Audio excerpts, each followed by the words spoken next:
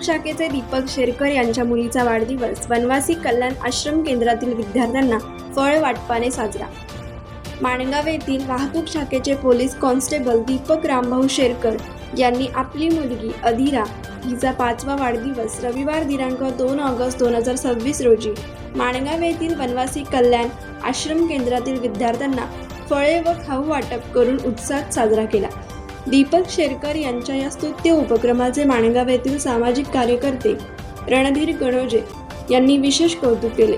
वाहतूक शाखेचे दीपक शेरकर हे मुंबई गोवा महामार्गावर आपले कर्तव्य बजावित असताना वाहतूक व्यवस्था सुरळीतपणे सुरू ठेवण्याबरोबरच ते कोणी गरीब गरजू व्यक्ती अडचणीत असल्यास त्यांना मदतीचा हात देत असतात। वाहतूक शाखेतील लोकांचा हा माणुसकीपणा वेळोवेळी माणगावकरांनी अनुभवला आहे।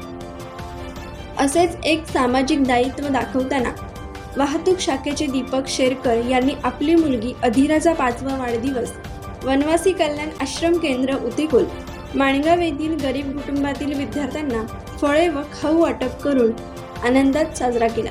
यावेळी त्यांच्या समवेत वाहतूक शाखेचे शिवराज बांडे, राजेंद्र बोंबले व रिक्षा युनियनचे सदस्य महेश मारणे उपस्थित होते।